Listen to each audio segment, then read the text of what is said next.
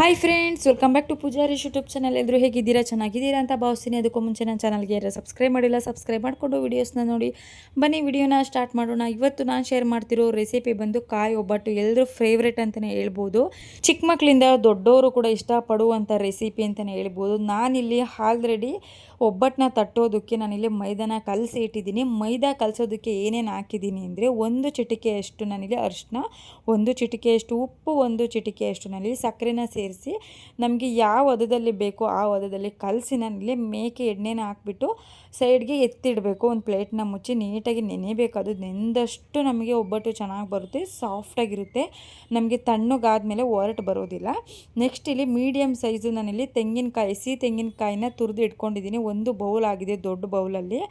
ಆ ಬೌಲ್ಗೆ ನಾನಿಲ್ಲಿ ಒಂದು 5-6 ಏಲಕ್ಕಿನ ಸೇರಿಸಿದ್ದೀನಿ. ಆ ಬೌಲಲ್ಲೇ ಕಾಲು ಬೌಲಷ್ಟು ನಾನಿಲ್ಲಿ ಬಿಳಿ ಬೆಲ್ಲನ ತೊಗೊಂಡಿದ್ದೀನಿ. ಒಂದು ದೊಡ್ಡ ಜಾರ್ಗೆ ನಾವಿಲ್ಲಿ ತೆಂಗಿನಕಾಯಿ ತುರಿನ ಹಾಕ್ಕೊಂಡು ಬೆಲ್ಲ ಏಲಕ್ಕಿ ಎಲ್ಲ ಸೇರಿಸ್ಕೊಂಡು ಜಸ್ಟ್ ಆನ್ ಮಾಡಿ ಆಫ್ ಮಾಡಬೇಕು. ತರ್ತರಿಯಾಗಿ ನಾವು ಗ್ರೈಂಡ್ ಮಾಡ್ಕೋಬೇಕು, ತುಂಬ ಸಣ್ಣದಾಗಿ ಗ್ರೈಂಡ್ ಮಾಡಬಾರ್ದು. ನೆಕ್ಸ್ಟ್ ನಾನಿಲ್ಲಿ ಗ್ರೈಂಡ್ ಮಾಡಿದ ನಂತರ ಒಂದು ಕುಕ್ಕರ್ನ ತೊಗೊಂಡಿದ್ದೀನಿ, ದೊಡ್ಡದು. ಕುಕ್ಕರ್ ಏನಕ್ಕೆ ತೊಗೊಂಡಿದ್ದೀನಿ ಅಂದರೆ, ಬೇಗ ಒತ್ತೋದಿಲ್ಲ. ಸ್ಟೀಲ್ ಆದರೆ ಬೇಗ ಒತ್ತಿ ಫ್ಲೇವರೇ ಚೇಂಜ್ ಆಗುತ್ತೆ, ಒಬ್ಬಟ್ಟು ಟೇಸ್ಟೇ ಹಾಳಾಗಿಬಿಡುತ್ತೆ. ಸೊ ಅದಕ್ಕೋಸ್ಕರ ಕುಕ್ಕರ್ಗೆ ನಾನಿಲ್ಲಿ ಗ್ರೈಂಡ್ ಮಾಡಿರೋಂಥ ತೆಂಗಿನಕಾಯಿ ತುರಿನ ಸೇರಿಸಿದ್ದೀನಿ. ಲೋ ಫ್ಲೇಮಲ್ಲೇ ಇಟ್ಟು ನಾವು ಅದು ಫುಲ್ಲು ಅದರಲ್ಲಿರುವಂಥ ಮಾಯ್ಶ್ಚರೈಸರ್ ಅಂದರೆ ರಸ ಎಲ್ಲ ನೀಟಾಗಿ ಫ್ರೈ ಆಗಬೇಕು. ತುಂಬ ಫ್ರೈಯು ಕೂಡ ಮಾಡಬಾರ್ದು.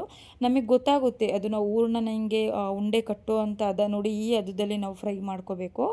ತುಂಬ ಫ್ರೈ ಮಾಡಿದ್ರೂ ಕೂಡ ನಾವು ಕೊಬ್ಬರಿ ಮಿಠಾಯಿ ಆಗಿಬಿಡುತ್ತಲ್ವ, ಆಗಾಗ್ಬಿಡುತ್ತೆ, ಹೊರಟಾಗೋದು ತಣ್ಣಗಾದ್ಮೇಲೆ. ಈ ಹದದಲ್ಲಿ ನಾವು ಫ್ರೈ ಮಾಡಿಕೊಂಡ್ರೆ ಸಾಕು. ಜಸ್ಟ್ ಅದರಲ್ಲಿರುವಂಥ ನೀರಿನಂಶ ಆದರೆ ಹೋದರೆ ಸಾಕು, ನಮಗೆ ಆರಾಮಾಗಿ ನಾವು ಹೂರ್ಣನ ಕಟ್ಕೋಬೋದು. ನೋಡಿ, ನಾನು ಕಟ್ಟು ಕೂಡ ತೋರಿಸ್ತಿದ್ದೀನಿ ನೋಡಿ, ಈ ಹದದಲ್ಲಿ ಇದ್ದರೆ ಸಾಕು. ತುಂಬ ಫ್ರೈ ಮಾಡಿಬಿಡಿ. ನಾನು ಮತ್ತೆ ಹೇಳ್ತಿದ್ದೀನಿ, ಏನಕ್ಕೆ ಅಂದರೆ ಬೆಲ್ಲ ಯೂಸ್ ಮಾಡಿರೋದ್ರಿಂದ ತುಂಬ ಅಂದರೆ ಹೊರಟಾಗಿಬಿಡುತ್ತೆ ತಣ್ಣಗಾದರೆ.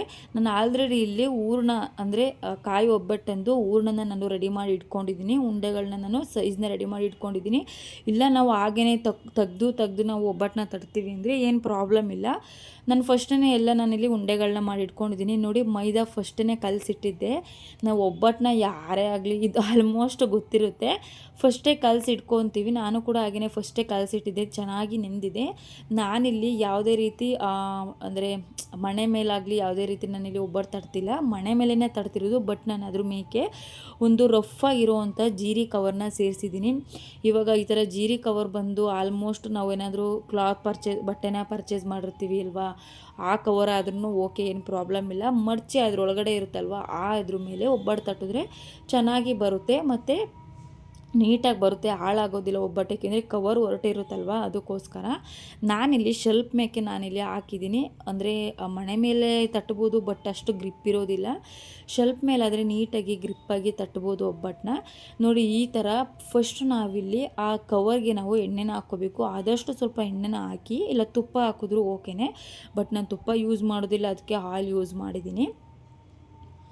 ಎಣ್ಣೆನ ಹಾಕಿ ನೆಕ್ಸ್ಟ್ ನಾವಿಲ್ಲಿ ನಾನು ಹೂರ್ಣ ಮಾಡಿದ್ದೆ ಅಲ್ವಾ, ಮೈದಾನ ನಮಗೆ ಎಷ್ಟು ಬೇಕೋ ಅಷ್ಟು ತೊಗೊಂಡು ಅದರೊಳಗಡೆ ಹೂರ್ಣನ ಸೇರಿಸಿ ನಾನಿಲ್ಲಿ ತಡ್ತಿದ್ದೀನಿ. ನಾವು ಮೈದಾನ ಮೇಲ್ಗಡೆ ನಾವು ಫುಲ್ಲು ಕವರ್ ಮಾಡಿದಾಗ ಮೇಲ್ಗಡೆ ಸ್ವಲ್ಪ ತೆಗಿಬೇಕು. ಏನಕ್ಕೆ ಅಂದರೆ, ಮೈದಾನ ಜಾಸ್ತಿ ಹಾಕಿದಷ್ಟು ಹೊರಟು ಬರುತ್ತೆ ಒಬ್ಬಟ್ಟು.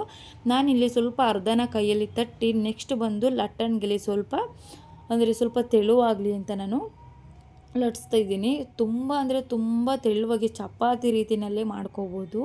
ಕೆಲವೊಬ್ಬೊಬ್ಬರು ಮಾಡಿರ್ತಾರೆ, ಎಷ್ಟು ದಪ್ಪ ಒಬ್ಬಟ್ಟನ್ನ ಮಾಡಿರ್ತಾರೆ ಅಂದರೆ ನಿಜವಾಗ್ಲೂ ಈ ಥರ ತೆಳುವಾಗಿ ಮಾಡಿಕೊಂಡ್ರೆ ತಿನ್ನೋದಕ್ಕೂ ಕೂಡ ಚೆನ್ನಾಗಿರುತ್ತೆ, ಹೊರಟು ಕೂಡ ಹಾಕೋದಿಲ್ಲ.